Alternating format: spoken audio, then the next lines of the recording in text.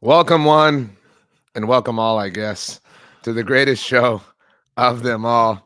It is the NFC East Mixtape, which you can listen to on any one of SB Nation's NFC East blog podcast networks. You can also watch us for whatever reason on the Bleeding Green Nation YouTube channel or the Blog and the Boys YouTube channel. I say us. We are the most narcissistic people in the world, and that bit us in the ass over Super Wild Card Weekend. He is Brandon Lee Gowton from Bleeding Green Nation. I am RJ Ochoa from Blog and the Boys. BLG, as the great cast of Chicago said, he had it coming. We are the he.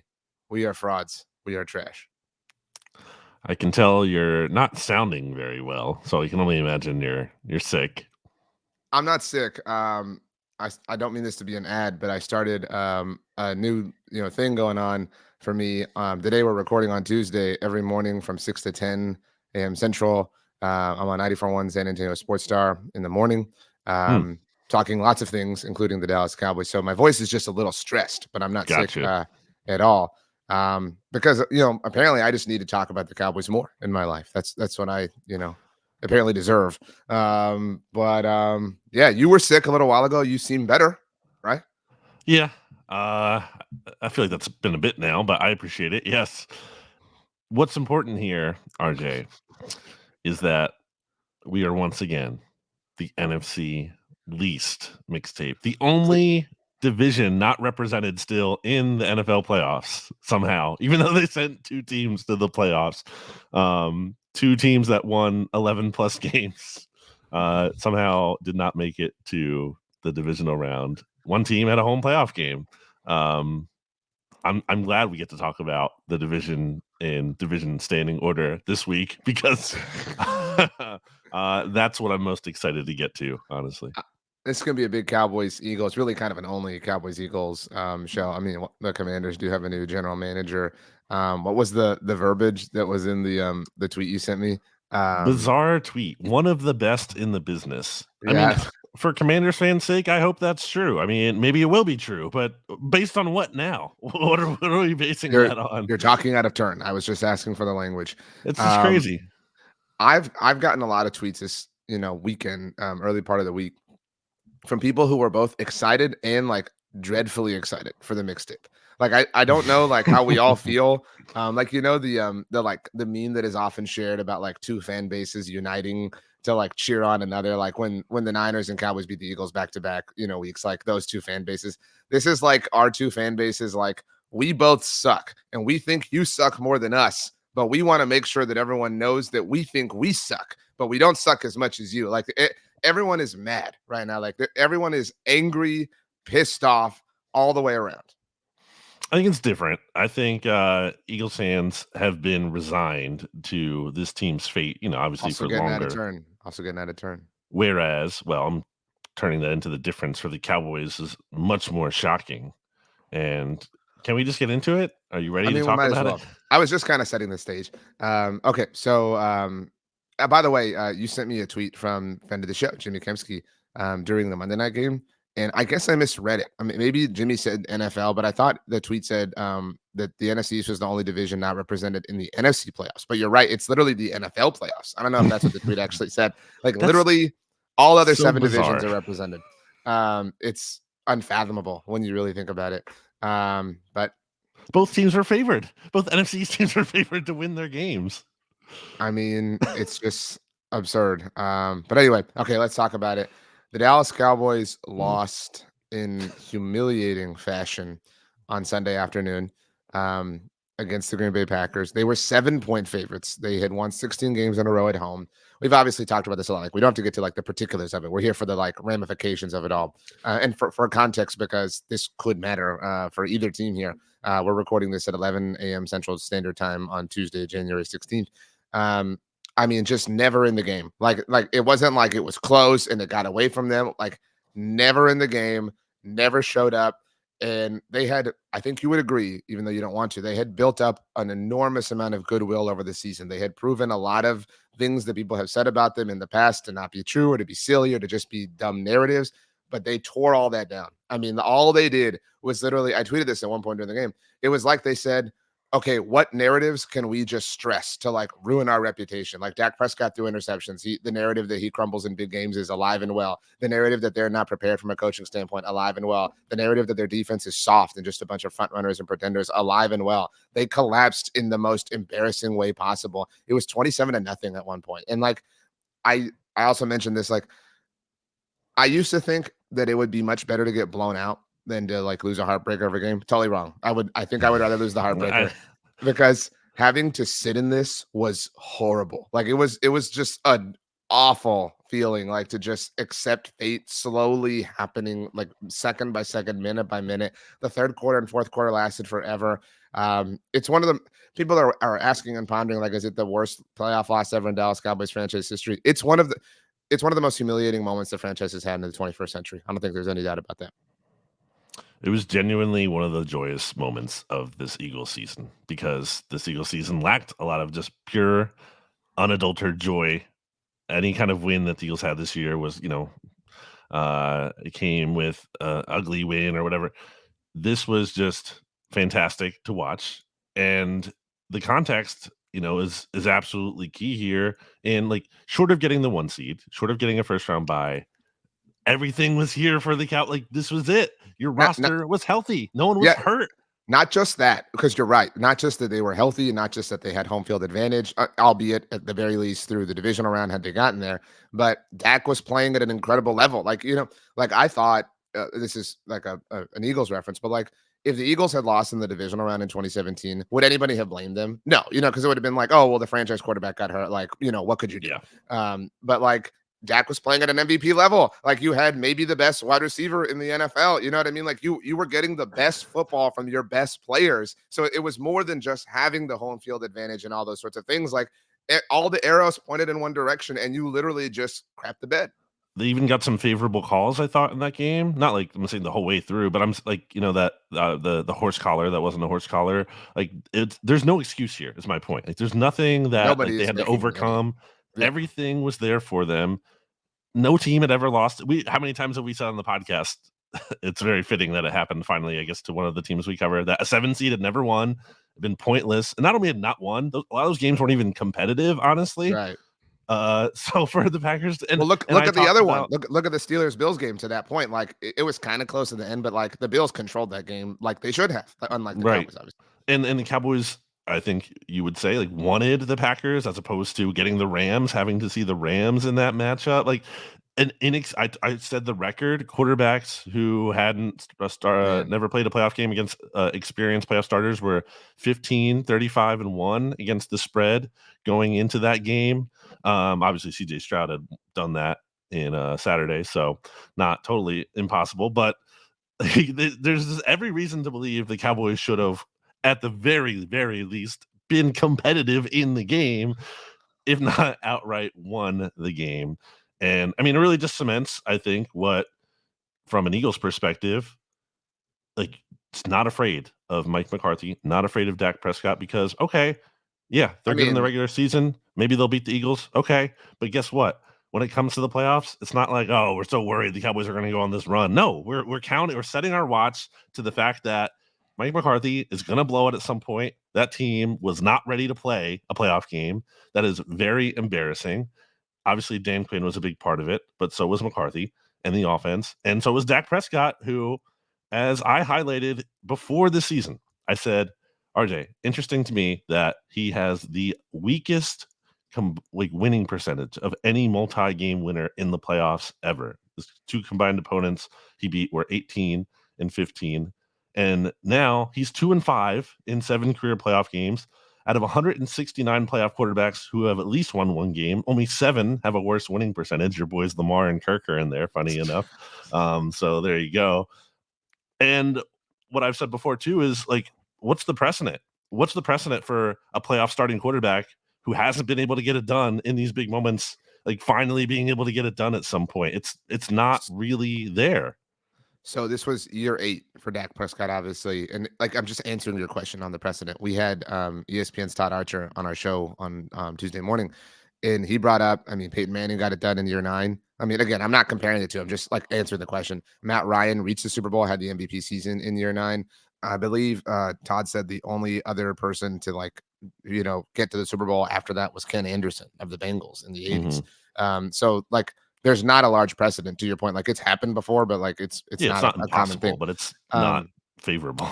like I think some of the things that get said about Dak obviously are silly and whatever, but he had every bit of control in his hand. Like I mean, like this was on him, and so it's hard to defend him right now. And I'll get to the particulars of that in a moment, but I did want to reference this. You'll enjoy it. Bob Sturm, the incredible Bob Sturm of the Ticket in Dallas, has a Substack, and everybody should subscribe to it. But this is from that. He tweeted it out on Tuesday.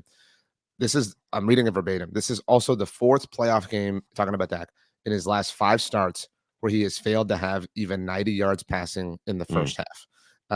Against the Rams in 2018, he was 8 of 13 for 87 yards. They were down 20-7. This is all at halftime, obviously. Against the Niners, the first time in 2021 in the wild card round, 9 of 16, 89 yards. They were down 16-7. Last year in the divisional round, 12 of 16, 81 yards and 2 picks. They were down 9-6 at the half. That people forget that. Like that game feels like a bigger blowout in hindsight. But and then Sunday he was 13 of 21 for 87 yards and 2 interceptions. Obviously, one of them was the pick the six. pick six like ended the game. I thought the Cowboys were going to come back. I actually put a bet on them on the money line. Like, they're going to come back. They were gonna like make it a game. They were gonna make it fun and interesting. At the very least, when it was 20. That was the game. No, I mean, and that was when that was the straw that broke the camel's back. And again, I mean, I think there's a lot of reason to believe in Dak, but like, how can you fight this? Like, and it all makes the regular season feel insignificant for the Cowboys. Cause it's like, how can you, I tweeted this out and a lot of people agreed with it, but like, how can you trust them? Like, how can you trust like anything they accomplish in the regular season ever? Because like they can literally have one of the best regular seasons of all time. And I'm not putting 2023 there for them, but I mean, you get my point. And they just pissed it all away. And they're stuck with Dak. I mean, like whether you think, not you, Brandon, but like you think he's the answer or not. And I keep saying this because I'm going to have to say it a million times over the offseason.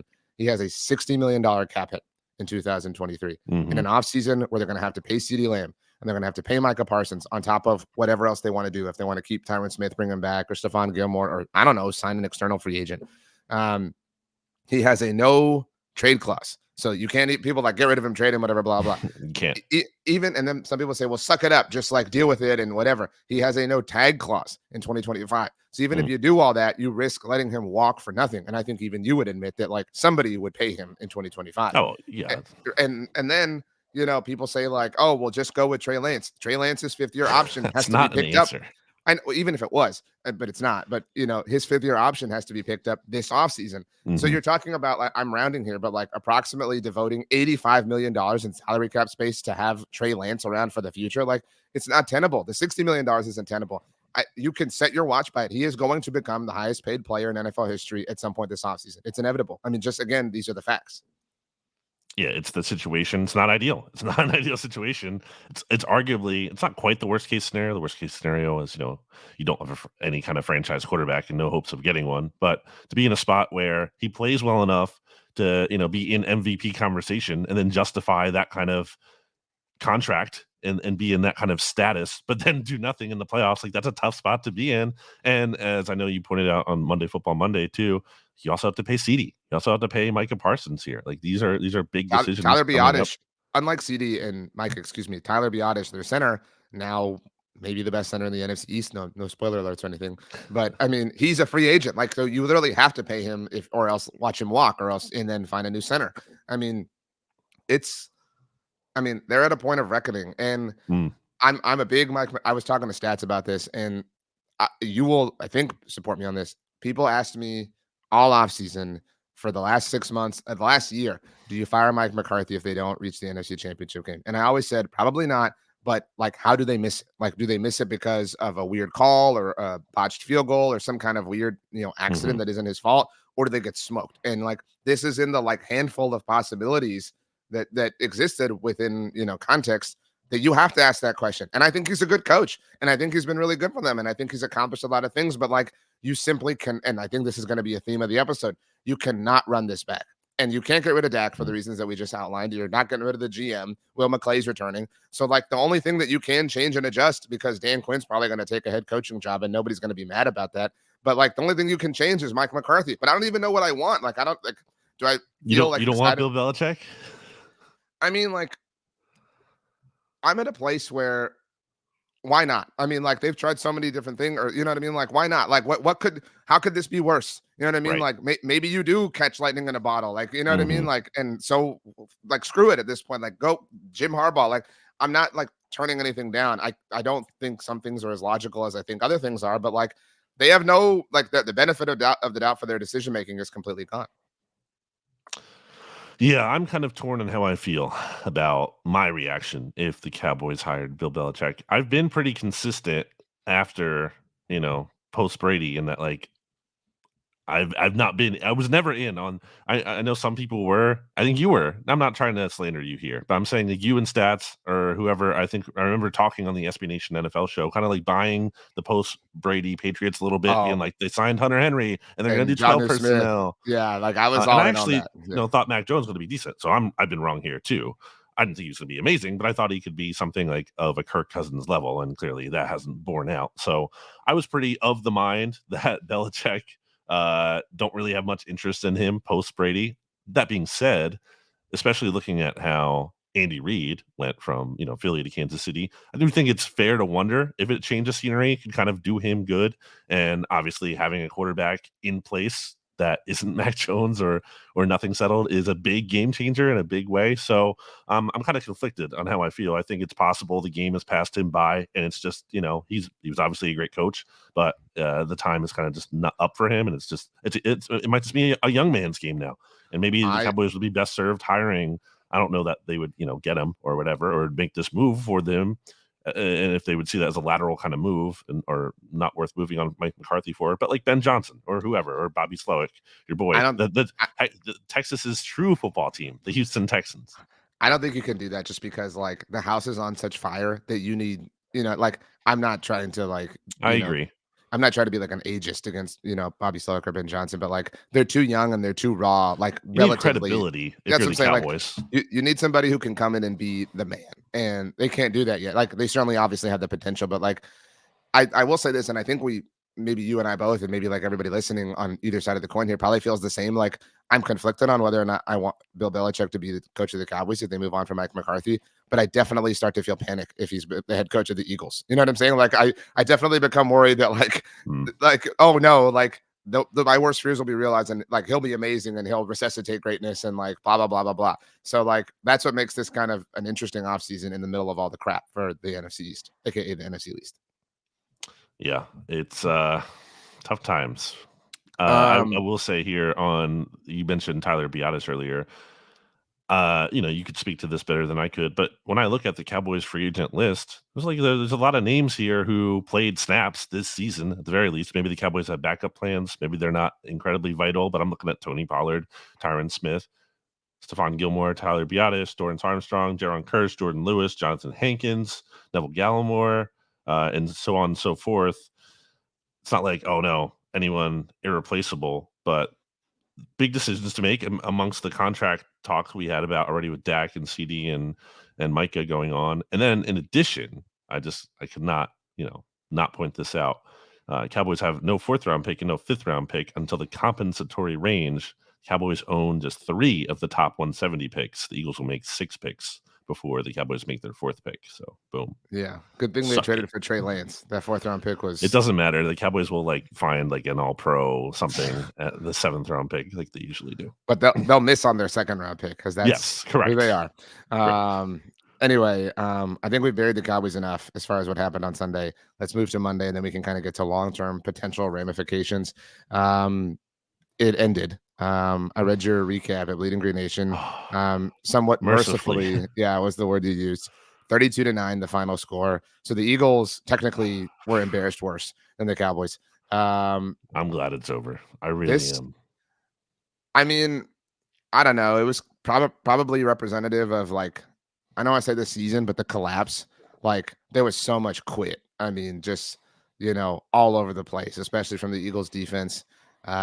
Just no fight, no heart. I mean, like whatever other things you want to say. I don't think anybody's disagreeing with this. Um, I mean, truly one of the most failure of a collapses in NFL history, certainly among teams that were 10-1. The season was over after the Cardinals game. That was pretty clear to me. It should have felt clear to everyone else. You can't blow that and then bounce back from that. It just doesn't work that way. And I took the Eagles to win this game, as you know.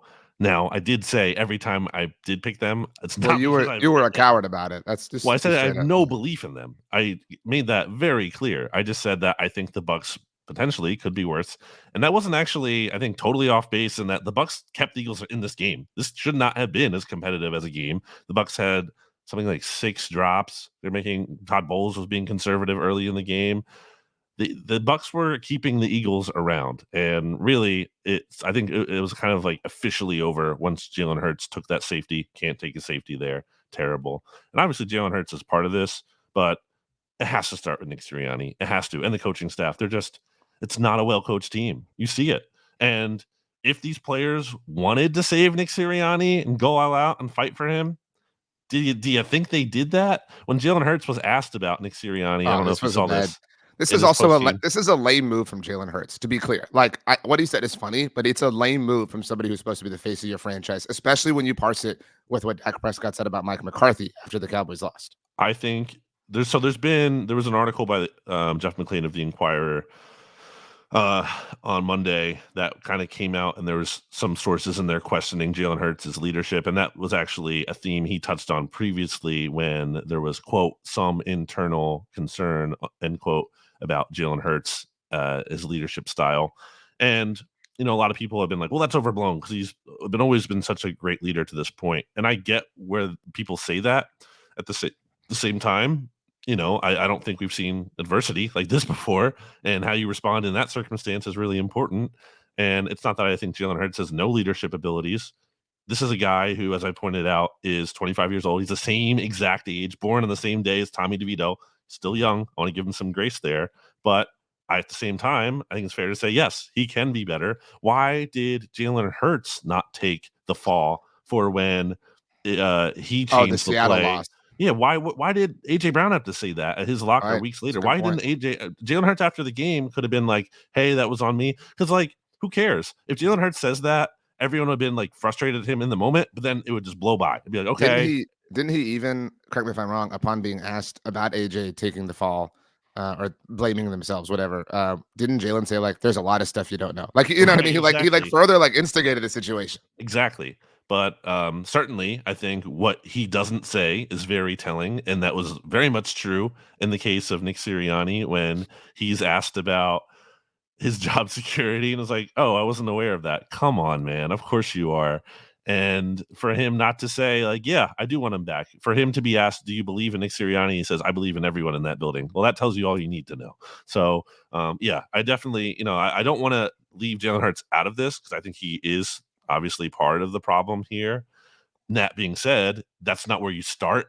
Like you're not because you can't. Number one, because you're locked into him contractually. But number two, also because again, he's young. I think he is redeemable still, and can grow and can learn and can be better.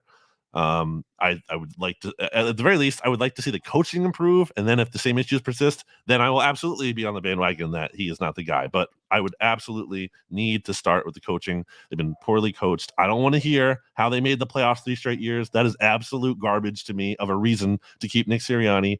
They got waxed. They were down 31-0 to the Bucks in the wild card round in his first season. They obviously did well to go to the Super Bowl and almost win. Although a big reason why they lost that game isn't just Jonathan Gannon. It's because Nick Sirianni did what we just saw even last night with his job Oh, potentially on the line. this was a horrible thing. And then your tweet about his follow up. And go ahead. Early in the game when it's clear the Bucks have that first drive and it's like, and the Eagles defense looks as lifeless and hopeless as it's ever been recently. He decides to punt for it on 4th and 2, I think from the 40 yard line, 40 Eagles own 44-yard line. Like, why not just tush push there twice? Instead, punts after the game, says actually it was 4th and 3. He's done that a lot this year, where it's like actually it was a long one, or actually it was 4th and 2 instead of 4th and 1. So miss me with that. And then late in the game, when they're down 2 scores, I think they're down 16 at this point, kicks a field goal. The Bucks bail them out because they have an offside penalty and the Eagles go for it on 4th and 5. They don't get it. But why are you kicking a field goal to make a 2-score game a 2-score game still? Like, it's just so pathetic, dude. It's loser stuff. He doesn't give this team an edge. I'm so done. I'm so done with Nick Sirianni. So first of all, I have a lot on Nick, but I do think Jalen is skating by a little bit because the coaching's been so bad. Everybody hates Brian Johnson. You talk about this phenomenon a lot. Like people don't hate the person whose jersey they own. Mhm. So I mean, and I'm not comparing the two situations, but like relative to Dak, you know what I mean? Like Jalen has been awful. Like, yeah, I mean, he's been a turnover machine this year. Like he wasn't just bad in this game. He's Like been awful this year. he's been That's awful. And dude, the sack he took in this not game, been or awful this year. the It's more, you have to parse it more through that. He's been okay, awful at times. he's been awful for the most important moments of the season, and he blew a 10-1 record along with everybody else. But the not the sack, the intentional grounding, what should have been the sack. I mean, like what a horrible decision. And like that has happened to him several times. We've talked about the slip he had against San Francisco. Obviously, like there are some key like basic football, you can't do that stuff that he tends to do. And again, my opinion from this vantage point is that I think he's probably a lot lower on people's hit list relative to the Eagles. And again, I understand why everybody's mad at the coaching staff, but I don't think it's fair to just be like, oh, well, Jalen will be the 2022 Jalen once they get better coaches. Like, I think that that's a convenient lie that people are telling to themselves. But No, it's a big year for him next year. It'll be a very big season for him to prove that. I'm not just merely assuming that. I am hopeful because I've seen him play at a high level in the but the biggest majority game of his career has been a low level. Like, I mean, at this point, like that is the significant outlier of his career. Again, you're talking about a player that was very young and is still developing, And potentially can get better. Dak that's not Prescott's just not his, peak. Dak Prescott had a year but this we're year, talking unlike about any Jalen other Hurts. year he had. Like again, we're talking about like for Jalen Hurts, a significant outlier, not just in his NFL career, but like mostly like his But he professional. needs sure, but he needs to prove it, and he absolutely deserves to. He, based on what he has done, I believe, does get the chance to deserve what he can do moving forward. Unlike Nick Sirianni, I think and I'm not saying he should be higher than Nick Sirianni on the hit list, but I mean, again, I just think he's not catching as much flack as somebody else in I his think situation. that's fair. But again, it's just not the place to start with everything. He should be absolutely be considered part of the problem for the time being. I do want to mention in defense of him, he was under pressure in under 2.5 seconds. That is identified as quick pressure by NFL Next Gen Stats. 13 times against the Buccaneers defense. That is tying a career high. The Buccaneers generated 10 unblocked pressures, tied for the most in a game by any NFL defense in the entire 2023 season. That is poor coaching. That is absolutely poor I agree with coaching. You. Multiple things can be true. I'm not acting like he's. Did you see the screenshot where it's like he's getting blitzed and there's literally just no one in the middle of the field? No, but that's a meme. Like, at the same time, it's been true. It's a thing now. Like it's like he can't beat this. Like he has a very clear kryptonite, and whether that's his coaching staff weighing him down, obviously, is something that remains to be seen. If the Eagles do move on from Sirianni, and help him out. They're not, I know. No I want to get to they're helping him. I want to get to all this, but I want to read a tweet really quickly from John Clark. This was before the game.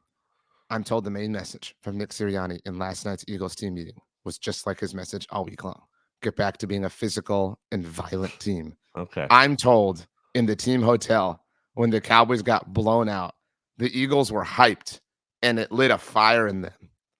Like this team to me, and this stems from Sirianni. Not true. This team, and this stems from Sirianni to me, so badly wants to be like an NFL Films highlight, like so badly wants to be legendary, and came very, very, very close to it. I mean, like as close as you can possibly come. And they have been chasing that high like this entire season. Sirianni has made his own bet. Like, I mean, everybody except for Eagles fans has been out for this dude from, I would say, basically the jump.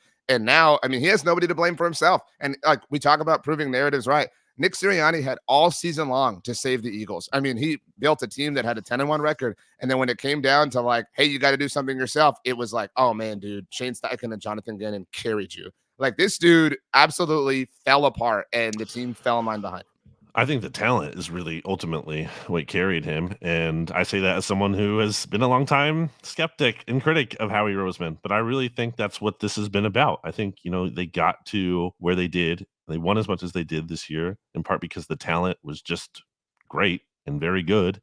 And that actually still leaves me optimistic about this team's outlook moving forward. I still think that they obviously have work to do, especially on defense. I'm not saying the roster is flawless. And Howie Roseman needs to be better. He's part of the problem too. Again, not the problem at this stage. So I think if you have a good offseason, that's on the table. I've seen Howie do that before, and you can push the right buttons coaching wise, then I think this is very much a division that could see another repeat winner, as it usually does each year. So, yeah, I think the talent is somewhat there for them to work with moving forward. And I think the talent was there for Sirianni, and I think he got less out of more. And that's not what coaching is about. You need to get more out of less. He does not provide an edge. He doesn't help the team in any way, shape, or form. And again, as I've been talking about for months now, all he did was put a target on their back by, pounding his chest and writing checks for all of them to cash. And he caught up to them. And they, like I said, had they won the Super Bowl last year, he would have been maybe the most annoying person in my NFL fandom for like the future of time. Like, because he would have had every right to be. You know what I mean? But he fell apart. Well, they didn't win it in no small part because of him. Okay, so throw us to break, Brandon. Throw us, but like a good throw. Ready? That was so gross. Looked like Jalen Hurts threw that. Welcome back, BLG.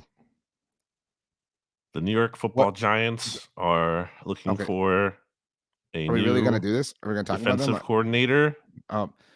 I don't think we have to spend too much time on this. That's all. Well, there's also the weird report that Brian Dable's like a jerk and screams at them. I mean, wow, is that a weird report, or is that I'm not trying to minimize on the sideline when he's throwing the tablet at Daniel Jones? The Commanders have a new general manager. Do you want to touch on this at all? I mean, one quick thing on the Giants before the Commanders is that I think it's funny that the Giants have been requesting interviews for special teams coordinators that are already special teams coordinators around the league, and they've been denied 3 times. It's like, maybe you can't just take another team's special teams coordinator. On the Commanders, yeah, the Adam Peters tweet, very bizarre that he is already somehow one of the best in the biz. Even though what has he done? I do not know. I certainly think it's a worthwhile hire by the Commanders. Is this the first episode we've done since they hired him? Yeah. Okay. Like formally, like they've formally announced it and everything. And it does kind of seem like Ben Johnson is the favorite to become their head coach. Obviously, the Lions are still involved. That would suck a lot. I mean, I would be worried. Sure. Yeah, absolutely. Agree. Totally. I mean, he could. I was joking with you. Not so much joking. We were discussing off air who's the NFC East All-Star head coach this year going into this season. And, certainly we'll need to see what happens with McCarthy and Sirianni. But, isn't there a situation where, I don't know, those guys are, let's say they're both back and the Commanders hired Ben Johnson. Are we really putting them over Ben Johnson? I mean, the upside obviously isn't proving it as a head coach, but the upside there. If McCarthy and Sirianni are back, first of all, I don't know that you and I have the emotional energy to continue doing the mixtape, but I mean, I think it's probably McCarthy. He has the most recent division title. He has the most division titles. I mean, you don't feel good about it. No, I don't feel good about it at all. Well, so okay, again, I don't mean to disrespect purposefully the Giants and Commanders, but everything kind of hinges on the Cowboys and Eagles right now. Like a lot of the NFL does. I mean, so my main question is, pick one that is the most likely. Both Mike McCarthy and Nick Sirianni are out. Only Mike McCarthy is out. Only Nick Sirianni is out. Neither are out. Of those 4 options, what do you think is the most likely? I think the most unlikely is they're both back. I think we can agree on that. The most likely. Or who do you think? Okay, let's kind of go in ascending order. I know that's what we're doing. Yeah, I was trying to rank them. Who's more likely to be gone, McCarthy or Sirianni? I think it's McCarthy, personally. Ooh, I disagree. I think it's Sirianni. But I mean, Sirianni does have the again, I've been a playoff team 3 years in a row. We were 10-1. I know it does, but he has that. I mean, they both has what? What did they do? What are you gonna do? Hang a banner for getting blown out by the Bucs in the playoff 2 out of 3 years? That's why is that an accomplishment? People talk about that like that's an accomplishment. It's not an accomplishment to get blown out by the Buccaneers. So I think you're being unfair in the sense of the first Buccaneers loss was not to the Baker Mayfield Bucs. Let's be clear. That they were the defending world champion Bucs at that point in time. That was a really good Bucs team. that they I got think the smoked by. Eagles were only like 3-point underdogs in that game. Like they were not huge. They were rolling at that point. They were not huge They were much underdogs. better than, like, if you want to come at them for Monday's loss, by all means. But like my point is, like, the first loss is nowhere near as The embarrassing. Bucks were That's all I'm saying. better, but you still went down 31-0. Like again, you were never competitive. You didn't even make it a game early on. Like And did I guess, nothing. like, the thing that is a further support of your argument, I think, is you only made the playoffs as the 7 seed in the first Exactly. year of it being of it being in Right. existence. So that's a better argument, not the, like, you got smoked by the Bucks thing. But again, I mean, he's been to a Super Bowl with his team, where Mike McCarthy hasn't, with the Cowboys at least. And again, I think why Mike McCarthy is also more likely is Mike McCarthy's now 1-3 in playoff games as the Cowboys head coach. And he's been to the divisional round once before. Yes, that's true. But you could also make an argument. I don't think this is fair, but like, we're at a point where, like, some unfair things are going to get said and you don't have a way to refute them. Your one playoff win was against a below 500 Bucks team. Like, shout out to the Right. Bucks for being such a common denominator in all this. So, like, okay, cool. Yeah, they had Tom Brady at quarterback, but they were below 500. And yeah, you smoked them. But, like, you can really make this look worse without moving a lot of goalposts. And so beyond all of that, like, cool, even if you had beaten an amazing team, you've been to the divisional round once, but Jason Garrett got to the divisional round. He got there twice. And no, he got there 3 times. Excuse me. He got to the he got there 3 different times, Jason Garrett. So, like, you were supposed to be the difference. Like, you were supposed to be the guy that got through that barrier, and you haven't yet. So that's why I'm saying, like, because, again, I'm not saying teams are loftier or whatever, but, like, because that was the expectation, and he has failed to do that. 1 playoff win in 3 years. Forget the divisional round stuff. I mean, I think Mike McCarthy is more likely in that sense. I was listening to an NFC East Mixtape episode, the preview show for that Eagles-Bucks game, and that what was it, Cowboys 49ers game in the wild card round that year. Oh, 2 years in ago. part because 2 years ago, because I remember we had said something about we obviously are going to make the NFC East final standings, the division order for the podcast in which we go in. But we did say something. We added a corollary to that, like if one like, if team, I one think, team, advances like, if beyond the round, yeah, that makes sense. Like, if the Eagles which in that case had won their playoff game, even though they didn't win the division, maybe they earned the right to go first in the I was offseason. going to propose we split if the Eagles had won the wild card game. Like we split the order for throughout the season. Obviously, if a team, like, imagine like a team winning the division, but then the other team winning the Super Bowl, which I guess is what happened to the Giants in the past. Like, you're When the obviously Cowboys not going to won it. talk about, huh? The Cowboys won it the first time, Right. but the That's Giants like did win. that's They did. I'm literally just the saying. most hollow division championship you could Well, possibly have. they did win it in 2011, and also Mike McCarthy's Packers were a wild card team. The Bears, which Jay Cutler won the NFC North that year.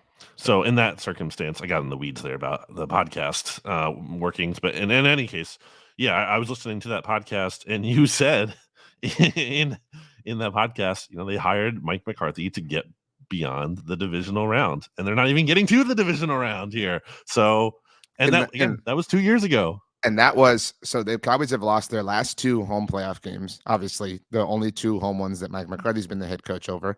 And this isn't really their fault, but in both of those instances, this year included, obviously, they were the only home team to lose across the relevant. entire wild card. Absolutely relevant. It's not like, a weird stat. No, it shows you should win. So, like, we're talking about the 2021 Super Wild Card round, and 2023 Super Wild Card round. So combined, those are 12 games, 2 of which belong to the Cowboys. So you're talking about the only 2 losses of those 12 games were by you. And they were not against the same team or even a division rival that you can make an argument like knows you. You know what I mean? Like, whatever. And again, granted, they were against very good coaches and Kyle Shanahan and Matt LaFleur and talented quarterbacks and Jimmy Garoppolo and Jordan Love in different ways. No, I mean, that's why I'm saying I do think Mike McCarthy is more likely to get. And you had built up a home field advantage, like, credibly. It's not like this is the Chargers, who don't actually have, it's not a team that doesn't actually have a true home fan base, and the stadium gets taken over by other fans, although that has happened to the Cowboys in the past with the 49ers or something like that. But that's not the case here. So yeah, it's unacceptable. There's really, again, that's what it comes down to for the Cowboys end of it. So do you agree, no Mike? Excuse. Do you think McCarthy's more likely then? Maybe you want Sirianni fired, but I don't, because, well, Jerry Jones better than I do. That's the reality. But my thing is that maybe the Cowboys can just talk themselves into because if you want to, you're trying to play devil's advocate with the Sirianni Super Bowl thing. Cowboys have what, like the third most wins in the past 3 years. So maybe they're like, hey, we like our chances. We're going to get back again. We think we can be a really successful regular season team, and we'll be back here and we'll get better luck next time. I don't know. Maybe they talk themselves into that, and maybe I don't. And also, does Belichick want to go to Dallas? Because I don't know. I don't know Jerry Jones as well as you do. I don't know the relationship that Jerry Jones has with Bill Belichick. I saw something that it's good, but okay, it just doesn't seem naturally to blend to me that Belichick wants to be with an owner who goes out and talks to the media nonstop. Like I don't see that as a natural fit.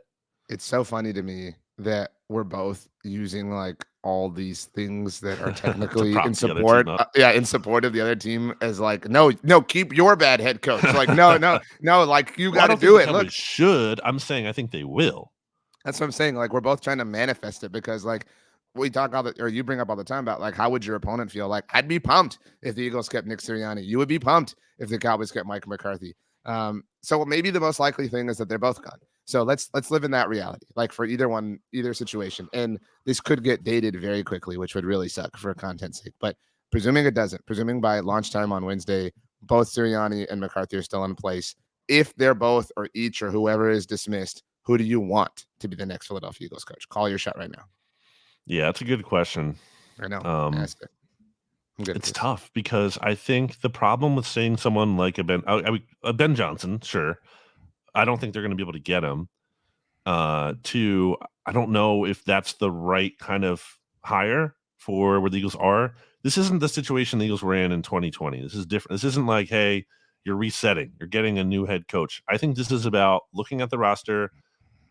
You're ready to win. You have a quarterback in place. When the Eagles are making, coaching hire in 2016 with Nick Sirianni, they didn't have like a definitive quarterback in place. They have that now. Obviously, you can debate how good Jalen Hurts is, but he's undeniably this team's answer for at least 2024. So I think I wonder, on one hand, Jeffrey Lurie loves offensive innovation. He has to be jealous looking at Bobby Slowick and Ben Johnson, seeing that and wanting that.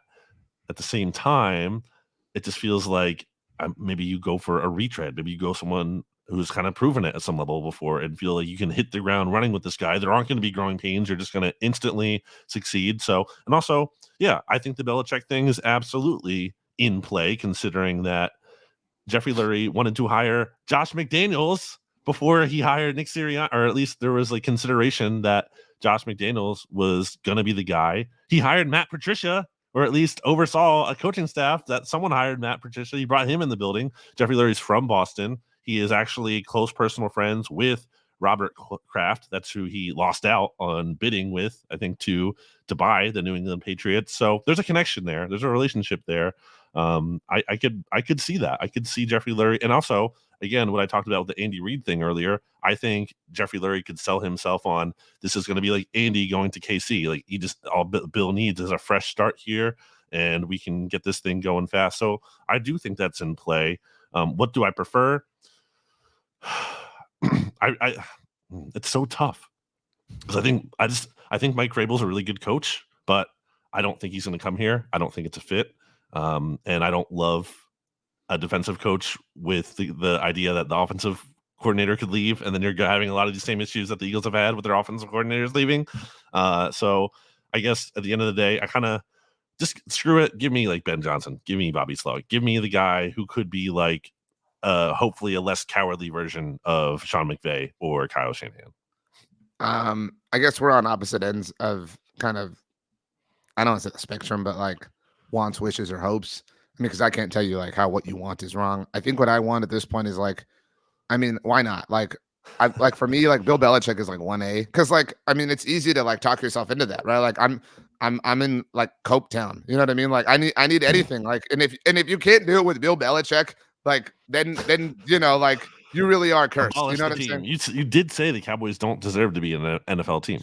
Yeah, I mean, I said that a lot. It's like a thing of mine, but so like Bill is like 1A for me, and I would say Jim Harbaugh's like 1B, because at this point, again, it's like, dudes, we talked about this like the other day, like dude has won everywhere. Like, I mean, and Mike McCarthy's won a lot, to be clear. But like I want someone with some attitude. It's like you got to have somebody who like commands the room at this point in time. And I don't know that Belichick or Harbaugh commanded in like a charming way, but they certainly commanded in like a respect way. And so again, if it can't happen with him, then it's you. Like you're the problem. So I would say a close, like Harbaugh's just a little bit behind Belichick for me in terms of preference list. There's a teeny bit bigger gap, but a bigger gap nonetheless before Mike Vrabel. He's my third option. Again, I want some like attitude. I want some like rough and tough. I want a badass. You know what I mean? Like to come in and ruffle some feathers. So I'm not saying Ben Johnson or Bobby Slowick aren't that, but like I want somebody I want someone who's going to scare people. You know what I mean? Like I'm tired of this. I'm tired of being soft and frauds. Like it's frustrating.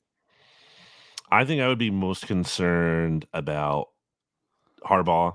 I like Harbaugh a lot. I think there's definitely volatility there. There's definitely like blow up potential clearly with him, and not even just because like instant blow up, you're going to go 0-17. I'm not saying that. I'm saying you're probably going to have success, but it could just easily be like 2 years, 3 years, and then done. Like he's just done, or he's flaming out. It'd be worth it if he comes in and wins the Super Bowl. Like I'm cool for a little while. Yeah, I'm not saying it's not worth it. I'm just saying like I'm worried against that because in a perfect world, you're not making a head coach for that kind of or hire for that kind of reason.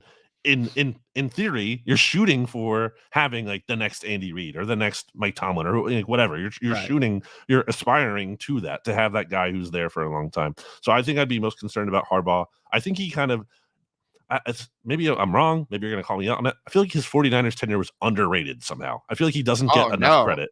I completely agree. He was really good, dude. I mean, I don't know that anybody looks at Jim and says like he's an offensive innovator. You know what I mean? Like the way that like some people get the label, but like nobody liked Alex Smith. Alex Smith was horrible. Like Alex Smith was one of the worst quarterbacks in the NFL, like one of the all-time biggest draft busts. Jim Harbaugh shows up elite.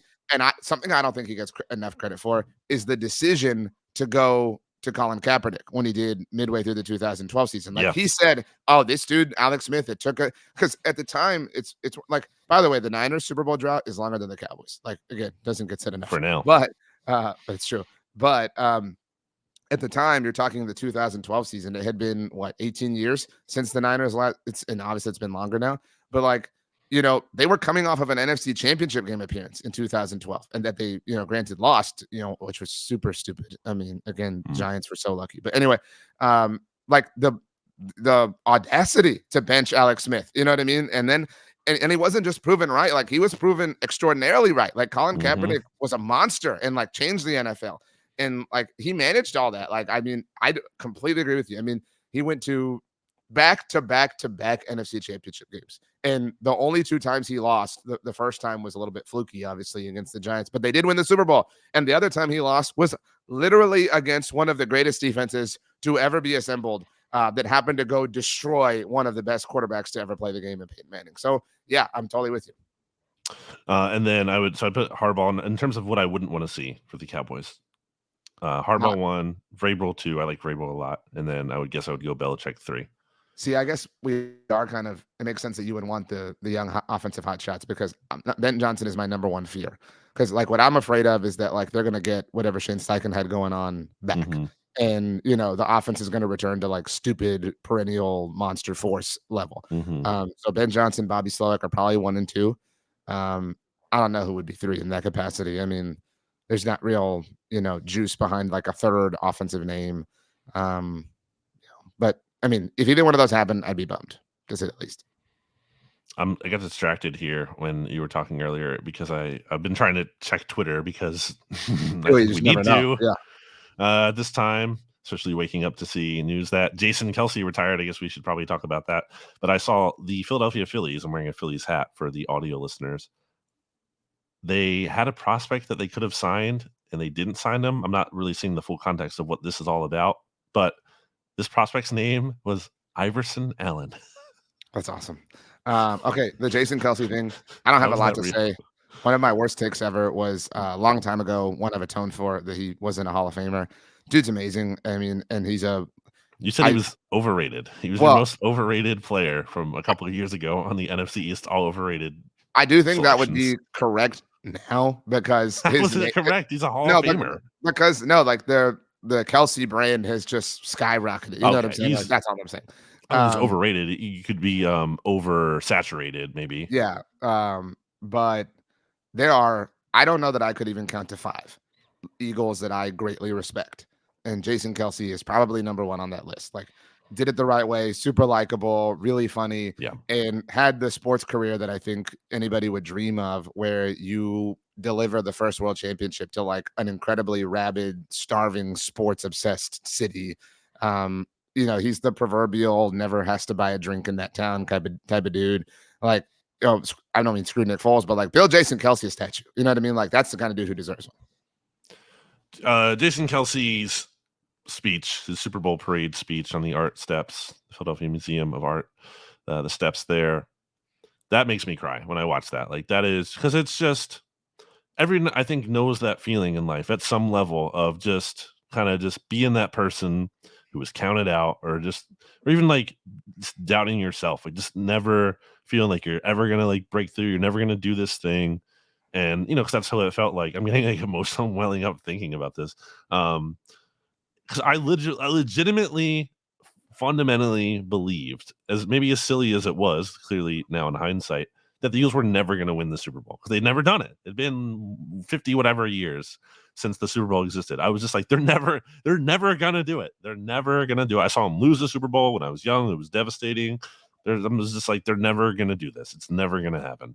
And then I did it, and I was actually there for it. I saw it with my own eyes. I saw the confetti drop onto the field. And for Jason Kelce to have that speech, and for it to be that team, which was so improbable, obviously with Nick Foles and everything, Jason Kelce himself, incredibly improbable career as a 6th-round pick, who's like one of the smallest centers to ever play, just like such a unique player and athlete. It's been an incredible career for him. He's been awesome. I am sure he will not be going far in terms of podcast and whatever else he's going to do after this. So he's awesome. He's a legend. And, like people talk about, what Eagles jersey should I get? I mean, just get a Jason Kelce. It's pretty easy. Just get a Jason Kelce jersey. I don't mean to take away from him at all with this, but like, I think he benefits from how much of a team effort the Eagles Super Bowl win was. Like, like you look at the Super Bowls the Chiefs have won as example, like it's like, oh, what jersey should I get? It's like, oh, Patrick Mahomes, you know what I mean? Or Travis Kelce, right? Like one of the skill players. Like there isn't really that person, you know what I mean? Like maybe you got Nick Foles, but that was kind of like a very, very small, moment. I mean, and the most important one that there possibly could be. You know what I'm saying? But like, does anybody have an Alshon Jeffrey jersey or a Torrey Smith jersey or a Jay Ajayi? You know what I mean? People have Ertz jerseys. No, but I guess Zach Ertz is a great example too. But like, Kelce is like the face. Like he really is like the face of like the success that the Eagles have had in this run, where like a quarterback would normally be that, or like a skill position player would be that. Like the weirdness of it all. I don't want to call it weirdness because that implies it's bad. It's really successful. The uniqueness of it all allows to where Jason Kelce is the face, and even the like, I know they lost the Super Bowl, but like the tush push. You know what I mean? It was everything has kind of like existed around his orbit. Like he's the sun that the whole like solar system of the Eagles has kind of floated around. He's their greatest draft steal of all time, bar none. Took him in the 6th round. To have a Hall of Famer like that, who, I mean, he could honestly, if he wanted to, he could probably keep playing next year and be all pro again, because he was all pro this year. Like, and he hasn't shown signs of slowing down, so he could probably even play more if he wanted to. And yeah, but he doesn't need to. Obviously, he shouldn't, because he's had a long, fantastic career and he's battled through injuries, and he's considered retirement, honestly, dating back to like the 2018 season. So we're talking about 5 years now. But great player and will be sorely missed. The Eagles have Cam Jurgens in the pipeline. That's probably going to be Jason Kelce's replacement. But I mean, I don't care how good Cam Jurgens is. It's just that's not Jason Kelce. A proper tribute. I know Bleeding Green Nation will, of course, visit the Kelce career in the offseason when the stink of the season wears off, and maybe the fallout from the new head coach and all that stuff kind of fades. He certainly deserves it. I'm with you. Maybe like Jason Kelce is the new head coach. Ooh, like Greg Olson. He doesn't want to do that. Zero chance. And also, he doesn't need to do that. The hours that go into coaching, like no chance. Dude, people used to say all the time, like, I don't know why Tony Romo won't go be the offensive coordinator, blah, blah, blah. It's like, sucks. And you get paid. You know what coaches get paid? They get paid like a head coach probably gets a head coach gets paid like $6 million or so. I don't know, somewhere around there. An offensive coordinator's average salary is $1 million. Like, they get paid nothing. I mean, compared to being on TV for what's his TV deal? Like multi well, 180 million, Romo's, whatever. but like you mentioned Kelce, like he'll obviously keep doing the podcast. I imagine we're probably gonna get some like maybe not live shows, but like maybe some like Kansas City shows, obviously with Travis. And he did the when the Eagles played the Vikings. Was it on Thursday? Who they play on Thursday Night Football this year? Well, it wasn't when they played on Thursday Night Football. Oh, you're right. Who? But it was. I'm sorry. You can't do it during the game. My bad. My bad. Okay. The Eagles bye week. I don't know who. I don't remember who was playing. I forget. I didn't watch this, but he was. I know he was on the Amazon broadcast. Yeah, he was on the broadcast for like whatever it was, like the third quarter, and they were promoting the documentary. Obviously, that's on Amazon. Like he feels destined for Amazon Prime. So to your point, it's like, hey, go make like relative to what you've made throughout your career, like not that much. Or go make that and maybe a little bit more, just like traveling the country and being chill and bring your family with you, like, and do your podcast. Like, it's not a competition. So, okay. Let's get to songs. Rachel's is, really purposeful. Let's see here. Let me pull it up.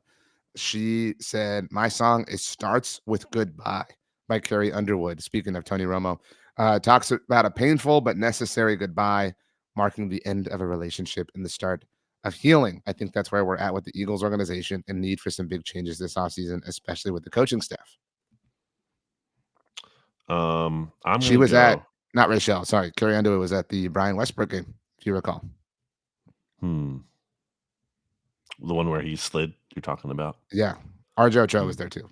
Yeah. Okay. I play that. People, I feel like. No, I'm sorry. I'm sorry. That was Jessica Simpson. No, I'm sorry. I was going to say, yeah, Carrie was sound right. That all blurred together for me. Wow, but very unbecoming of you. I'm going to go with a song I listened to pretty much either the night of the Eagles season ending or the day after every single year. This is a tradition I have because I don't know, something about it just helps me feel like I am unwinding, and it is a song from the season 2 finale closing montage of The Wire. It is Feel All Right by Steve Earle. There's a line in the song that goes, the chorus, it's like, I feel all right tonight.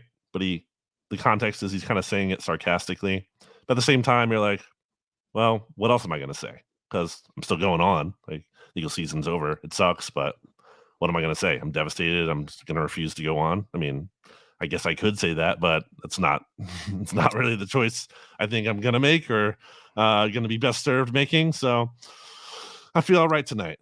Feel All Right by Steve Earle. Okay. Good choice. I've never seen The Wire. It's one of the few things that I haven't seen. I really want to watch a few different shows that I haven't seen. Like I've never seen The Sopranos. So need to attack that this offseason. You know what I watched recently? John Wick, the John Wick movies, because they just put them on Netflix. So I was like, all right, I'll give it a try. First one was like, okay, but the other ones are actually really good. So I like them a lot. Shout out to Keanu Reeves. By the way, I'm looking at just some tweets. I guarantee you the national media is a little bit bummed that the Cowboys and Eagles had their embarrassing playoff exits back-to-back days. They're probably like, oh, man, like it would have been great if like the Eagles had won and then collapsed. Like we could have gotten the week out of like crushing the Cowboys and then the week out of crushing the Eagles. So, now it's just who had the bigger collapse. My song, again, trying to manifest things. This is the reverse way I recognize it. Bill Belichick, obviously coming from the New England Patriots. My song is Boston. I don't know if it's Augustina or Augustana, but it's a good little melody. So Boston is my choice. Boston also a band. That's true. I was gonna go I'm shipping up to Boston, but that felt like too much. So and you're not doing that, right? No, and I hope Bill's not. Boston. No, I've been there once. It was cool. I mean, best place on the East Coast. My friend Alex, who's a big Lions fan, contributes to Pride of Detroit. He lives in Boston for the time being. He's going to be moving back to Michigan at some point. But how about that? I'm happy for the Lions. Usually, a lot of times, I don't really care when other teams, like the hard-suffering teams, win because, like, okay, I can understand conceptually this is cool for them, but I actually don't really care. It's having known more Lions people in my life probably impacts me between Alex and somebody. I know, Golden Jeremy Tate. obviously too. Golden Tate definitely in there. I mean, it's pretty cool for them to not have a playoff win, and also like I'm around that age. I was born October 91. This was their last playoff win was what, January 92. Like trying to put myself in that situation. That's like seeing the Lions fans crying in the stands. People around like who looked around my age. I mean, that is pretty cool. I'm happy they got a win. Good for them. I agree. Very cool scene. It was difficult to enjoy because I was still in the aftermath of the Cowboys Sure. loss. I But hope very, the very Lions win cool. the Super Bowl. Honestly, That's gonna be my can last we agree on question. that? No. So like a lot of Cowboys fans disagree with me. I'm not like a DFW person. So I recognize some people don't feel this way. We've talked about this before, but like I'm kind of in on the Texans. By the way, who were my Yeah, lock of the week last week you're when I right. beat your lock of the week. Good job by you. So I'm cool that I have 3 teams that I'm like most cool with: Texans, Ravens, Bills. Any one of Let's them make some win? picks. Why not? Why don't we? Because there's whatever so many games left, and we usually make picks anyway. There aren't any Well, picks to make. we're literally on another show where that's the whole point of it. But if you want to spoil that, that's up Yeah, to but you. not everyone listens to that show. Okay, let's just make these picks then. Ravens hosting the Texans on Saturday. Baltimore Ravens 9-point win. favorites. 9-point favorites. So you laying that? I'll take the Ravens to cover and win. I mean, I'm here. I'm going to take the Texans. Let's do it Yep. because it would give you some fuel. It would make you feel better for Lamar Jackson to fail. Yes, Yeah. I will be betting the Ravens money line in the hopes that they lose. The Niners are 9.5-point favorites at home against the Packers. I'm just kind of kidding about that. Maybe not. Packers are going to cover. No, Yeah, this is going to no, be they're a not. this is going to Actually, be a no. this is going to be a Yeah. Kyle Shanahan masterclass. Like this is going to be like 49ers 40, got it. 45-10. Like it's going to be Yeah. insane. The Bucks in Detroit Sunday afternoon. Excuse Lions me. They're 6-point cover. favorites. Bucks aren't good, man. Like I know they just like destroyed the Eagles, but again, they kept the Eagles in that game longer than they should have. Also, the Lions destroyed the Buccaneers in Tampa earlier this year. I think that matchup just is good for them. I'm with you. I mean, because I think the Lions are going to win. I would rather see them host the Packers in the title game. Like, I'm more interested in that game than I am the Lions going to San Francisco. Sure. Just because it would be kind of cool for the Lions to beat the Packers to go to the Super Bowl for the first time ever. Like that would be, if they're going to go, like I want it to be like the coolest possible story. So like that would be awesome. Well, the Lions missed their window to have like a really dream scenario with the Eagles winning, and then they get to torch Matt Patricia's defense to go to the NFC Championship game. Are you kidding me? That's like a fan fiction scenario. I don't think they care as much about the Eagles or Matt Patricia because like if the Packers go beat the Niners, everyone will pick them in the title game, right? It'll be like, oh man, the Packers rolled through the Cowboys, rolled through the Niners. These little Lions are going to stand in their way. And like, if anyone has owned the Lions for literally 30 years, it's the whole drought. You know what I mean? It's been the Packers. Like that would be kind of cool. So, that would be sweet. And then we have the Chiefs in Buffalo. Bills are 2.5 favorites. 2.5, 2.5. 2.5. I think the Bills get it done. I think they finally beat the Chiefs in the playoffs. Yeah. And because they've been kind of begging for this moment since 13 seconds. And I trust most good teams who like beg for a moment to capitalize on it, unlike the Dallas Cowboys. So I've got Bills, Texans, and Lions and Niners. You've just got Bills, Ravens, right? That's the difference. Yeah. This is also Mahomes' first road playoff game, right? It is. And I also saw, I don't know who tweeted this, so apologies. It's his first visit to Buffalo with fans because the only time he visited it was in 2020 when there were limited fans, obviously. So he's never visited Orchard Park with like a full raucous, Bills Mafia. So there you go. It's properly the final game of the week. Like this, I want it to be epic. So hopefully it is. That Eagles-Bills game, the overtime win for the Eagles, will go down as like that was the beginning of the Bills' ascension the rest of the season. I think I'm predicting the Bills to ultimately win the Super Bowl, and that'll go down as the Eagles' demise. So there you go. See, like I kind of don't want the Bills to win the Super Bowl because I don't want people to be like, "Well, the Eagles beat them." So, yeah. I don't think anyone will care about that, honestly. And I'm not saying it because of that. I just think that sometimes you need a loss. Not that you don't need it, but sometimes a loss like that can serve as a turning point, I feel like, and that seems to have done it for them. Let's get out of here. As we do, tell us anything you want. I love the listeners. Very true. Shout out mixologist.